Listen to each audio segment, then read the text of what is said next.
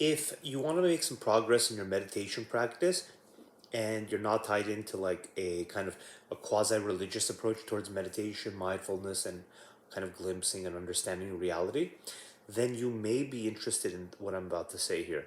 You may be interested in this kind of really robust. I feel very robust, but also very to the point approach towards meditating. So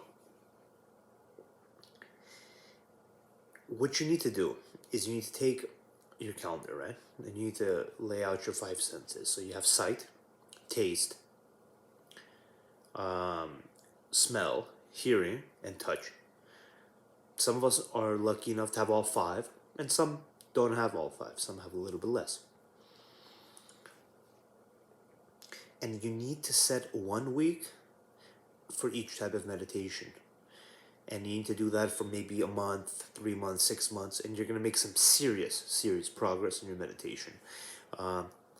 This is not going to work if you're following a quasi-religious, and when I mean religious, I mean it in the best possible way, in the nicest, most gentle possible way. I'm not trying to deride anything or like, make anything seem now good, but you basically, what I'm getting at here is just a direct, focused approach where you're kind of like you're laying out a plan for yourself, laying out a framework to discover the true nature of reality versus having the discovery of the true nature of reality be an incidental or kind of a chance-like occurrence, chance-like thing that happens while you're doing this practice. So let's talk. Let's say you're doing the most esoteric, strange, wild practice, some kind of weird meditation, standing on your head with your hands like this, blindfolded, painted your face with the candles, ceremony, schmeremony, whatever. And then it's known that if you do that for 30 or 40 years, maybe after 30 or 40 years, you'll get a glimpse at ultimate reality, right? That's an ultimately indirect path. That's the super indirect roundabout path. And the getting to ultimate realization, getting to ultimate reality, getting to that ultimate understanding, it's kind of by chance, kind of by luck, right? You're just putting yourself in the right place for luck to happen to you, which is good. You want to do that in life. Definitely. Put yourself in the right place for luck to work in your favor. But when there are more direct approaches, take the direct approach because it's probably better, probably. Now, this is what you need to do. This is how you do it. You say we break it up into 5 weeks. Say we're gonna do this for an entire year, right? So we have 52 weeks. I'll take 2 weeks off the top for vacation in December. You start in January 1st or start whenever, but say you have 50 weeks, five senses. So you're gonna alternate. You're gonna cycle through all five senses. Say you're lucky enough to have all five. You're gonna cycle through all five of those every 5 weeks. So by the time the year is done, you're gonna have done 10 sets of five, right? So for example, say you start off with hearing, then sight, then smell, then taste, then touch. Say you do those five, and you repeat it and repeat it and repeat it. At the end of the year, you're gonna have done 10 of those sets, and then you have 2 weeks left over to marvel and be amazed at how far you've come, how much progress you've done if you do that in a disciplined and focused way. So, what do I mean by focus on the sense? Make 1 week about one sense. Well, let's talk about hearing. So for hearing, when you meditate, you're only going to be focused on hearing. Everything else is just doesn't exist to you. So you close your eyes.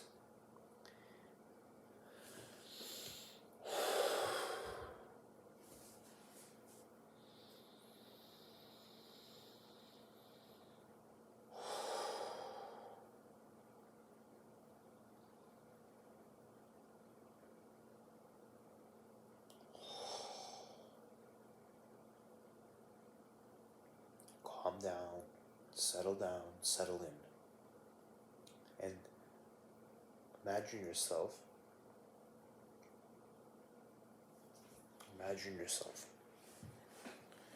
to be only be a being which hears. Nothing else exists for you. Only the sound. At first, it may seem like the other senses, like your touch, like the weight of yourself on the chair, or the smell of something, or your thoughts, which is the sixth sense. We'll get to that later. We'll get to that much later. The sixth sense, it may feel like that may be the one that's predominant, the one that's king of all the other senses, right? But try to calm that sixth sense. Try to calm it and relax. And see yourself, know yourself to be only a listening being. And everything else you feel, everything else you may think is just superfluous, it's just secondary. Nothing really exists in the world besides sound. There's no colors, there's no smells, there's no taste of anything. Yeah, you may feel something on the chair, but ignore that for now. Just focus on the listening. At first, the listening is going to be kind of weird. You're not gonna be hearing a lot of things, especially if you're in a quiet room. But as you progress through it, even on one session, but as you progress through it on multiple sessions, and as you progress through this kind of program that I'm articulating, your hearing is going to get better and better. And you're going to hear things you never heard before. You're going to hear faint whispers of appliances, cracks in the wall. You're going to hear all sorts of things that you never heard before. And when you're listening, think about it. Does the sound come from a particular place in this darkness? Or does it come from everywhere? Can I locate where the sound is? Or can I not locate it? Where is the sound? And when it comes and goes, can I grasp onto it? Can I hold on to it for a second? If I like the sound, can I keep it in any way? Can I keep it? Now don't focus on remembering the sound. That's not keeping it, is it? That's just using the sixth sense. And that's not what we're talking about here. We're only talking about one sense here, and that's hearing. So how could you keep it? Interesting. Can you? But let's think about something else. What if you don't like a sound? Or what if you don't really want to hear anything? You just want to be quiet and you don't want to hear anything for a while. Could you do that? Could you ever possibly do that? Sit in this darkness, sit in this silence that's not really silence, and ask yourself that. Do you have any control over the sounds you hear? Do you have any control over the sounds you hear? Even a millimeter of control? Even the tiniest amount of control? The answer is no. And that's what you do for sound. You'll do the same thing for each one of those. I'm not going to get into each one of those now.